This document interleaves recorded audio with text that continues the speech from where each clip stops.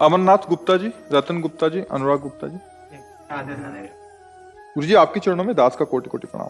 गुरु जी मेरा सवाल यह है कि जिनकी अकाल मृत्यु या एक्सीडेंट में मृत्यु होती है, क्या उनकी आत्मा को शांति प्रदान होती है या नहीं? क्या वो ऊर्ध्वगामी को प्राप्त होंगे? नहीं, इसमें ये देखना है कि अब जैसे बड़े बड़े संतों के भी एक्सीडेंट में मृत्यु हुई है, हमने देखा है।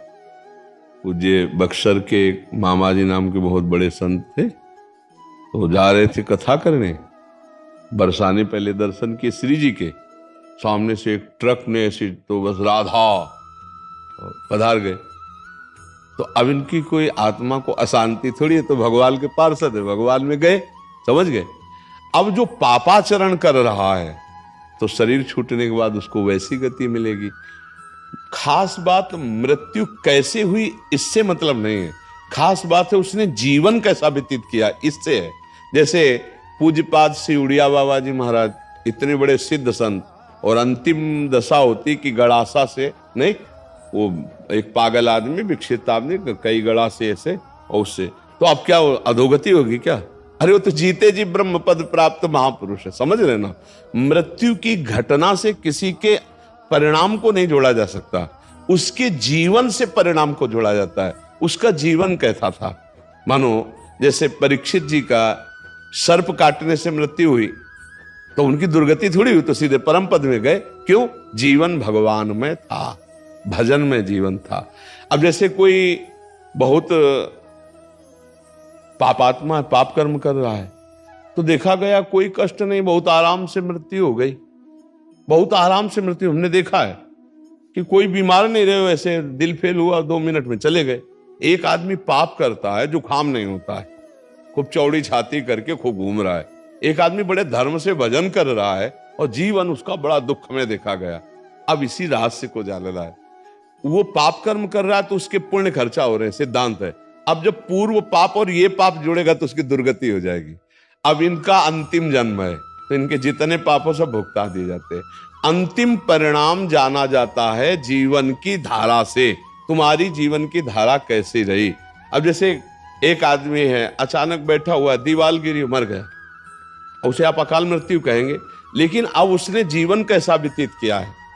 अगर जीवन भजन में व्यतीत किया तो भगवान को प्राप्त होगा, और जीवन गंदा व्यतीत किया है तो उसके गंदे आचरणों के कारण उसका जीवन का परिणाम। केवल मृत्यु की घटना से कोई उन्नति या उन्नति का विषय नहीं होता, उसके पूरे जीवन से तारतम्य जोड़ा जाता है। मृत्यु की घटना तो पहले से निश्चित हो चुकी होती है, हम जिसे अकाल मृत्यु कहते हैं वो भी निश्चित हो चुकी होती है। भाई जैसे हमारे पाप बहुत बढ़ गए तो भरी जवानी में हमारी मृत्यु होनी है, एक्सीडेंट से होनी है, कैसे होनी, वो पहले से निश्चित हो गया। पूरा काल व्यतीत होकर के बुढ़ापे में मृत्यु होती तो बाल, अब जवानी में मर गया तो उसे अकाल मृत्यु कहेंगे। अब उतने में उसने क्या आचरण किया है? अगर वो सतधर्म किया, माता पिता की सेवा की, भजन किया, और फिर मृत्यु हो जाती तो उसका कल्याण हो जाएगा। अब उसने पापाचरण किए, मनमानी धर्म विरुद्ध आचरण किए, तो चाहे वो गंगा में मरे, वो नरक ही जाएगा, उसकी दुर्गति ही होगी। बात समझे? गोस्वामी तुलसीदास जी कह रहे, राम राम राम जी जोलो तू न जपी है, तोलो तू कहूं जाए तिहू ताप तपी है। सुरसर तीर, गंगा जी के तीर, बिन नीर दुख पाइए, सुरतर तरे तो दारी। इसीलिए हम कहते हैं राधा राधा राधा राधा राधा जपो। मृत्यु की घटना से किसी के जीवन का फाइनल नहीं किया जा सकता, उसके जीवन की धारा से उसके जीवन का फाइनल होता है। हाँ, अगर मृत्यु के समय न राम कृष्ण हरि नारायण कुछ निकल गया, अब फाइनल बदल जाएगा। पूरा जीवन पाप रहा, अंतिम में अगर राम हरि कृष्ण राधा निकल गया, अब तुम्हारा काम बन जाएगा। वहां देखा है। लेकिन घटना से कि उसकी ऐसी मृत्यु हुई तो उसकी दुर्गति हो सकती है, ऐसा नहीं हो सकता। ये पक्की बात है। आप समझ पा रहे हैं? जी गुरु जी, बहुत। अब बिटिया थी मेरी, 2 बेटी थी, 23-24 साल की, बहू थी 29 साल की, 1.5 साल की पोती थी। 7 साल हो गए, मन व्यतीत रहता है। हाँ, क्योंकि अपनापन होता है ना परिवार से। तो अब देखो, इसका हम रोज घोषणा करते हैं एक बार सत्संग में, इस लोक का नाम याद कर लो, क्या है? मृत्यु लोग यहाँ सबको मरना पड़ेगा भैया। लेकिन गुरुजी 2011 में मेरा ऐसा संयोग बना कि कैलाश मानसरोवर जाने का मेरा, तो मेरी बिटिया जो है बोलती पापा आप जाओ कैलाश मानसरोवर, देखो मैं दुकान संभालूंगी। हमारा केवल वो व्यवहार में बहुत आगे बढ़ना होता है। हमारा केवल इतना कहना है कि देखो जिस समय, जिस सेकंड में, जिस मिनट में जहां मृत्यु हमारी होनी है वहां होनी है। वो हमारे कोई प्रियजन बनकर जो आते हैं वो अपने कर्मों का भोग भोगने आते हैं और हमको भुगाने आते हैं। जैसे आप कह रहे हो 7 साल से मैं दुखी हूं, तो दुखाई तो दे के गए ना, वो अपने कर्मों को भोग करके गए और हम उनके चिंतन में दुखी हूं। अध्यात्म यही बल देता है कि उनके चिंतन को त्यागो, हरि चिंतन में लगो। ये ठगबाजी करने के लिए माया सब चरित्र रचती, न तो कोई तुम्हारा पुत्र है न कोई तुम्हारी पुत्री, एक सच्चिदानंद भगवान ही ये नाटक कर रहे। अब अपने को संभाल लो और खूब नाम जप करो और किसी के प्रति रो मत, अब प्रभु के लिए रो, हे नाथ अब तो कृपा कर लो, ये मेरा जन्म अब आपकी प्राप्ति के लिए हो जाए। हाँ, कोई तुम्हारा नहीं। देखो हम एक तुमको कथा सुनाते हैं। एक चित्रकेतु नाम के राजा, भागवत में कथा आती है। चित्रकेतु नाम के राजा थे, उनकी बहुत सी रानियां थी और एक भी पुत्र नहीं थे, तो वो बहुत उदास रहते थे। तो देवर्षि नारद जी और अंगिरा जी, भागवत की कथा है, देवर्षि नारद जी अंगिरा जी गए, उनको समझाने ही गए थे कि तुम धर्मात्मा राजा हो, उदास मत हो पुत्र के लिए। तो उन्होंने जाकर के जब समझाने की कोशिश की तो उन्होंने कहा हमको इस समय ज्ञान नहीं, हमें पुत्र चाहिए, यदि हम पर कृपा करने आए हो तो हमें पुत्र दो। तो उनका पुत्र तो सुख तो तुम्हारे भाग्य में है नहीं, पर तुम हठ कर रहे हो तो मैं तुम्हें पुत्र देता हूं, पर हर्ष और शोक दोनों की प्राप्ति होगी। अब वो ये नहीं समझ पाया कि हर्ष और शोक दोनों की प्राप्ति होगी, पुत्र देता हूं, इस बात पर उनकी बुद्धि टिक गई। बड़ी रानी कृतद्युति नाम था, उनके पुत्र हुआ। अब तो क्या आनंद, चक्रवर्ती राजा थे, हर समय रानी के महल में जाना। तो और जितनी थी रानियां सबको जलन हुई। उन्होंने कहा बहन जब से कृतद्युति के पुत्र हुआ राजा हम लोगों की तरफ देखते ही नहीं है। तो बोले हम लोगों के मिलन में बाधक कौन है? बोले लड़का ही है। तो बोले क्या करें? बोले जहर दे दो। तो धाय माँ को अपने पक्ष में मिलाया और जहर चटवा दिया, राजकुमार मर गया। जो ही राजा के पास खबर गई कि राजकुमार मर गया, कितनी मनौती के बाद तो हुआ था। अब वो रोते बिलखते आए, बहुत पैर पकड़ करके माथा बार बार जमीन में पटकने लगे। जब कोई धर्मात्मा दुखी होता है तो उसे संत संग दे दिया जाता है। जैसे आप आए हो ना, तो भगवान की कृपा से संग मिला है। जय गुरुदेव। अब मोई भाव भरोसा हनुमंता, बिन हरि कृपा मिले नहीं संता। तो दुख का निवारण इससे।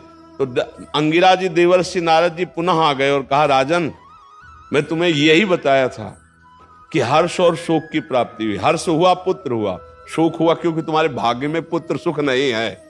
तो उनका हमको उपदेश नहीं, मुझे पुत्र चाहिए। तो उनका तुम्हारे पुत्र की जीवात्मा को बुला दूं? तो उनका बुला दो। तो अब देवर्षि नारद जी तो सिद्ध मां आकर्षण किया, तो यमपुरी से जो था वो आ गया जीवात्मा और आकाश में विराजमान है। देवर्षि नारद जी देख रहे हैं। कहा देखो बच्चा तुम्हारे पिताजी कितना रो रहे हैं, तुम इस शरीर में आ जाओ, हम आदेश करते। तो उनका देवर्षि नारद जी ये केवल अपने स्वार्थ के लिए रो रहा है। ये कई बार हमारा बेटा बन चुका है, कई बार पत्नी बन चुका है, मैं किसी का बेटा नहीं हूं, मैं अपने कर्म का भोग इसके यहां भोगने आया था, मैं जा रहा हूं। जो ही सुना चित्रकेतु ने बोले बेटा बोल रहा है हमारा, बोले तुम्हारे बेटा की जीवात्मा बोल रही।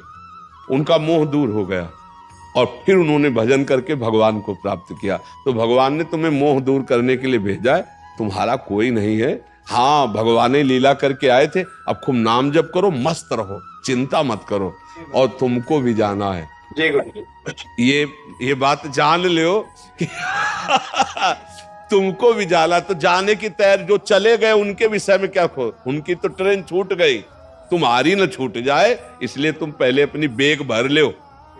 राधा राधा राधा राधा, कबीरा सब जग निर्धना, धनवंता नहीं कोई, धनवंता सोई जानिए जाके राम नाम धन होए। खूब नाम जमा कर ले, लोक पर लोक में बहुत आनंद रहेगा। परम धन राधा नाम आधार, राधा राधा राधा, जहां जाओगे चकाचक आनंद रहेगा। अब यही का बैंक बैलेंस किया, ये देश ऐसा है कि कपड़ा तक उतरा लिए जाते हैं, मतलब शरीर कपड़ा है ना आत्मा का, ये भी आग लगा दिया जाता है। अब केवल जीवात्मा पर कर्म को लेके जाता है। कर्म हमारे हमको बहुत दुख देंगे, देख लो। ऐसे ऐसे कर्म कियो, सब लोग बैठे हो, अगर आप ऐसे निर्णय पूछा जाए कि ऐसे कर्म करने वाले को क्या दंड मिलेगा, तो आप क्या उत्तर देंगे? खुद देख लीजिए। जो आप कर्म किए हो और अपने को क्षमा कर दिए हो, वही कर्म आप एकांत में डायरी में लिखो और फिर सोचो कि अगर मुझे निर्णायक बनाया जाए इन्हीं कर्मों का दंड देने के लिए, तो हम क्या दंड देंगे? वो कर्म सब तुम्हारे सुरक्षित हैं दंड देने के लिए, जिनका तुम्हें दंड नहीं मिला। तो राधा राधा राधा राधा भगवान को पुकारो तो कह रहे हम सर्व पापेभ्यो मोक्षयिष्यामि मा शुचा, मैं तुम्हें समस्त पापों से मुक्त कर दूंगा। तो अभी समय है, अभी राधा राधा राधा राधा कृष्ण कृष्ण हरि हरि, अभी अपना कल्याण कर लो, रो पीटो मत।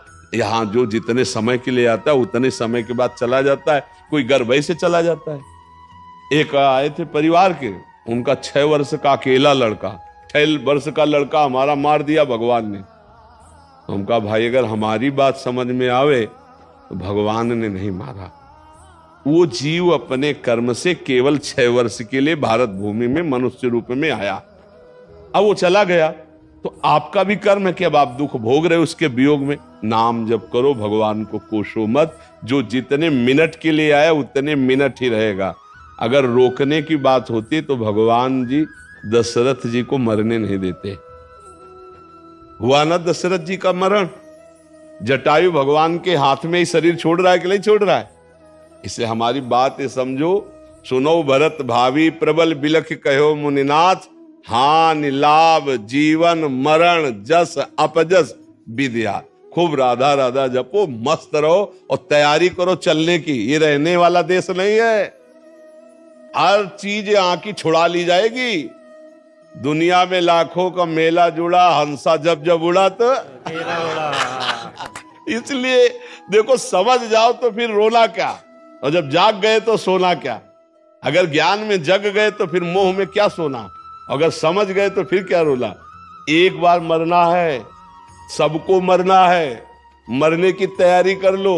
जो पहले से तैयार न थे पछता पछता कर चले गए, जाना पड़ेगा। इसलिए राधा राधा राधा, कब जाना कुछ पता नहीं।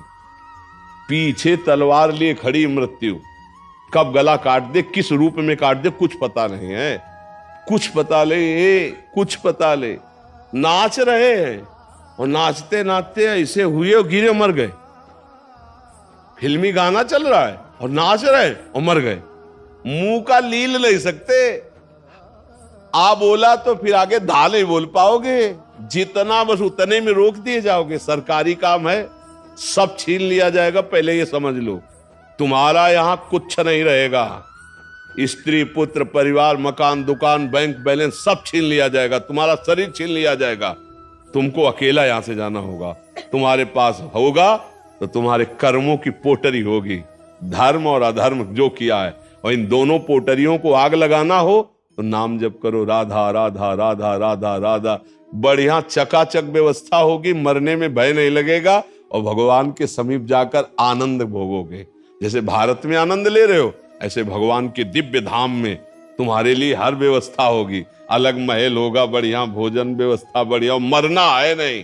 ठाकुर जी का भोग मिलता है वहां धाम में, प्रियालाल के साथ खेलने को मिलता है और परम सुख प्राप्त होता है। मरने का भय नहीं, आना जाना नहीं, बुढ़ापा नहीं। खूब मीठा खाओ, शुगर नहीं होगी। हाँ, high blood pressure low blood pressure नहीं होगा भगवान के धाम में। इसलिए हम सब तैयारी करें भगवान के धाम में जाने की।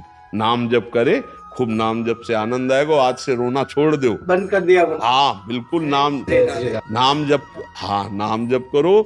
हम जो कह रहे हो तुम्हारे को परम मंगल में बात कह रहे हैं, नाम जप करो। इसीलिए संतों के मार्ग में आके मैं हमारी पत्नी को मैं एजे वो जी कहना 7 साल से छोड़ दिया हूँ। हरिओम के नाम से पुकारता हूँ। बहुत बढ़िया। वो आपको क्या कहती है?